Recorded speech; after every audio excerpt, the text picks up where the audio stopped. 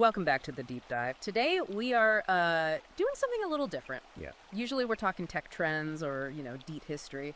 But today we are stripping the paint off the walls of modern society.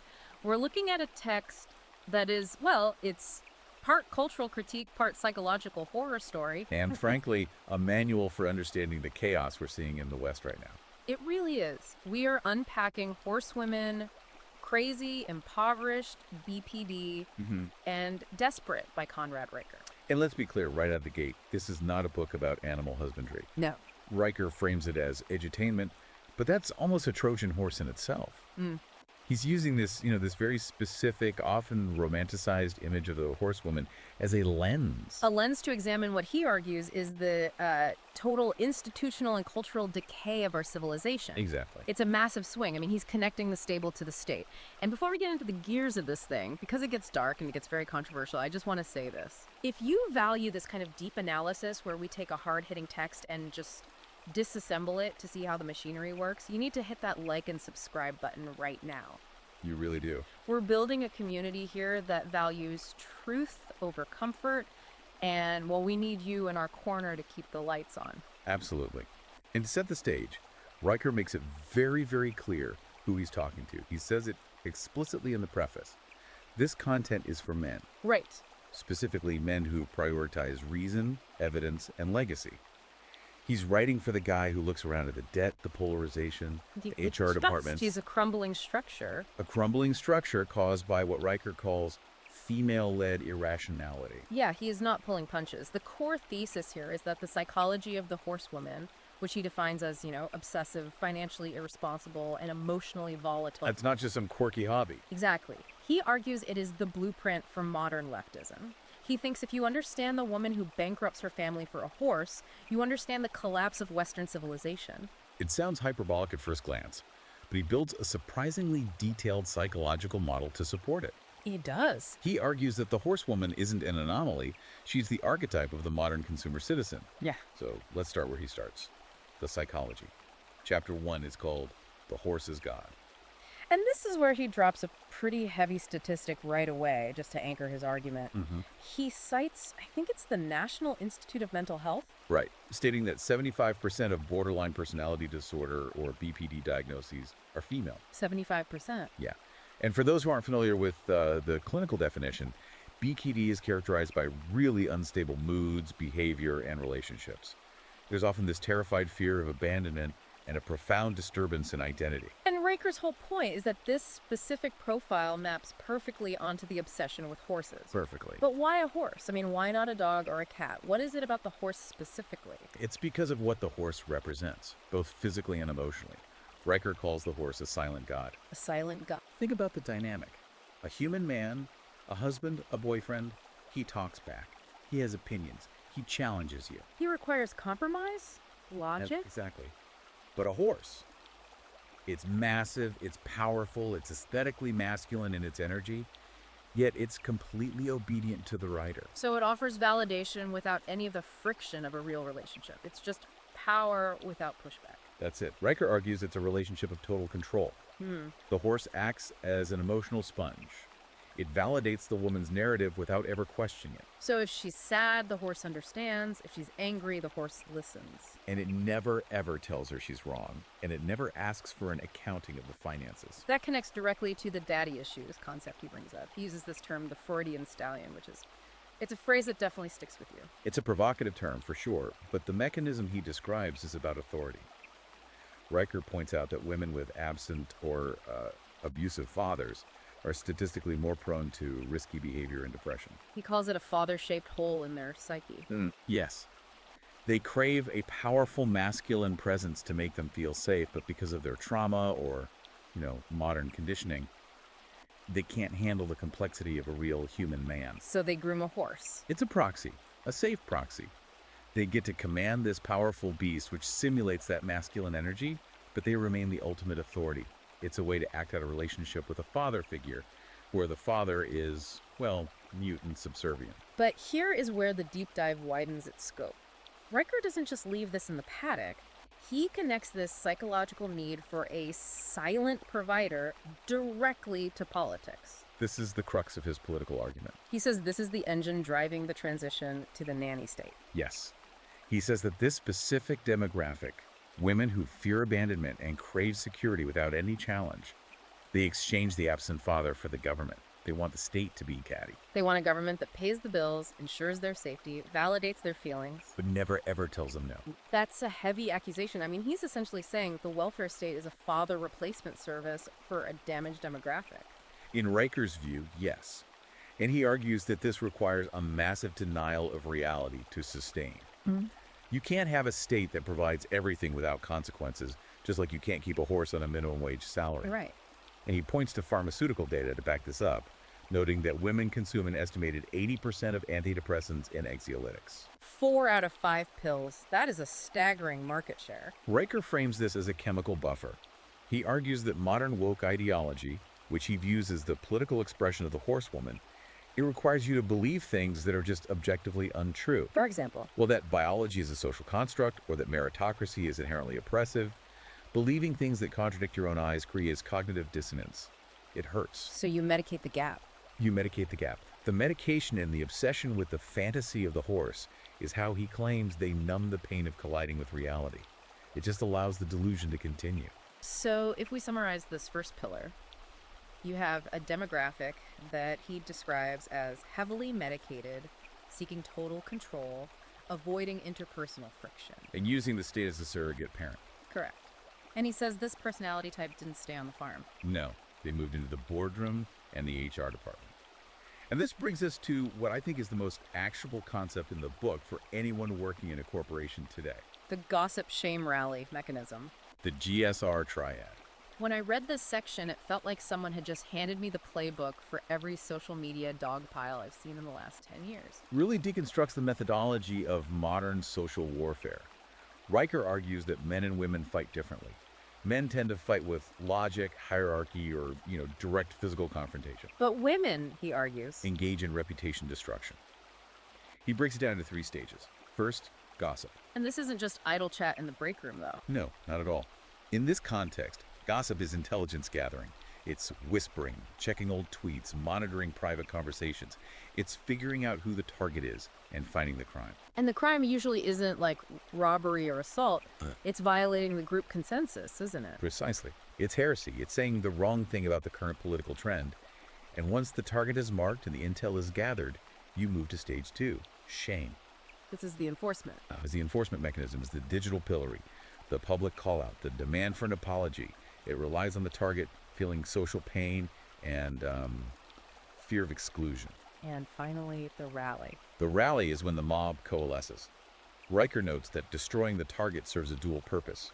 Yes, it removes the dissenter, the man who used logic or the woman who didn't fall in line, but more importantly, it bonds the mob together. Right. We are the good people because we destroyed the bad person. That's the logic. It sounds like high school dynamics, but Riker contends this has captured major institutions. He basically argues that the HR department is the GSR mechanism formalized. He calls HR departments high school cliques formalized with government grants. It's a powerful reframing. And he frames cancel culture not as accountability, but as industrial scale mate suppression. Date suppression. It's about destroying the status of rival men or non-compliant women to protect the resources of the clique. The book details a few case studies here. The Duke lacrosse case is one where false accusations just ruined lives because the narrative was more important than the truth. But he spends a lot of time on the Evergreen State College protests in 2017. That is the textbook example of GSR for Riker. You had Professor Brett Weinstein, who just attempted to engage in a logical discussion about equity and race. Using evidence, using reason. And Riker analyzes the response from the student mob, which he notes was heavily female-coded in its dynamics. They didn't offer a counter-argument. They screamed, they cried, they shamed. It was emotional volume over factual accuracy. And that's the linchpin. Riker argues that under this framework, feelings become facts. If a woman feels unsafe, you are dangerous, regardless of your actions. If she feels offended, you have committed violence. Exactly. And logic is viewed as a tool of oppression because logic doesn't care about feelings.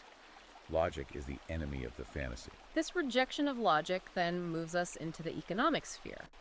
Riker calls this the victimhood economy. It's built on this really stark division he calls the infant-predator dichotomy. Right. This is something that I think a lot of our male listeners will recognize immediately in, say, the tax code or family court systems. This is his maternal state theory again.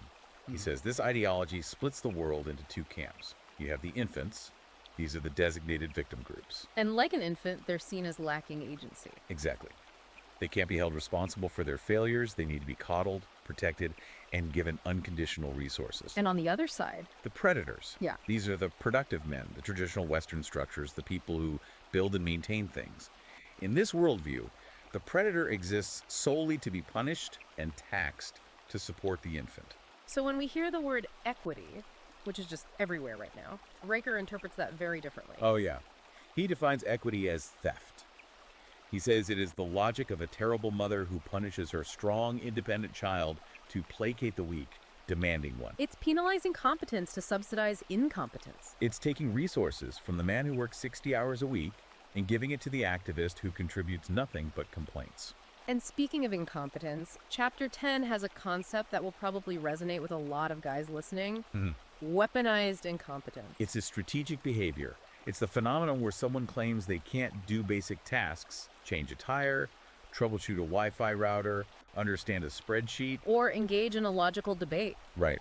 Riker argues this isn't inability, it's a refusal. It's a power play. It forces the other person, usually a man, into servitude. I can't do it, so you must do it. But here is the contradiction Riker highlights, and it drives men crazy. They demand men solve all the practical problems of survival while simultaneously claiming to be oppressed by the very men they're dependent on. He calls it a responsibility allergy. That's the term. Drawing on Erikson's stages of psychosocial development, Riker argues that many modern activists and these horsewomen are stuck in a state of perpetual adolescence.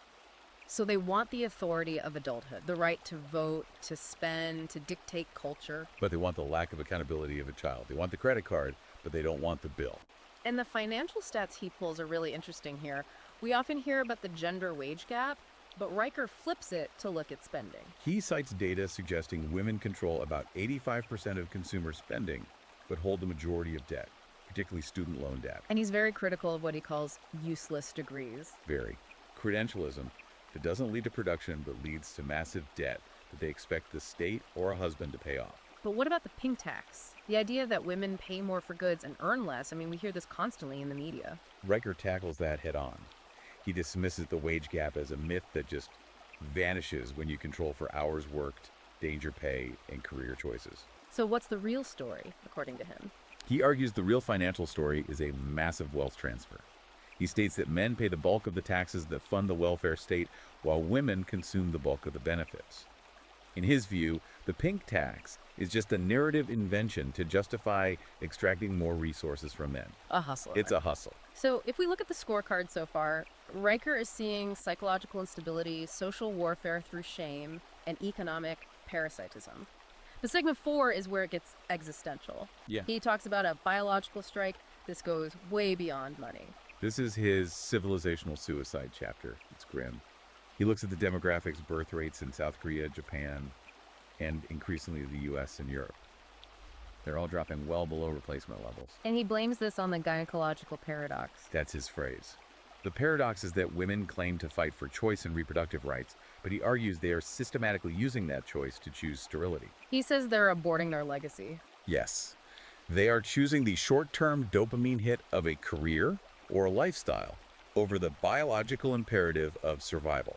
This is where the animals come back in, the fur baby phenomenon. I think everyone listening knows a couple who treats their dog like a human child. It's a substitution. Riker argues that raising a human child is difficult, legacy-building work. It requires sacrifice, patience, subordinating your own ego to the next generation. But a dog, a cat, or a horse, That's easy affection. He calls it a simulacrum of family, a hollow copy. a hollow copy.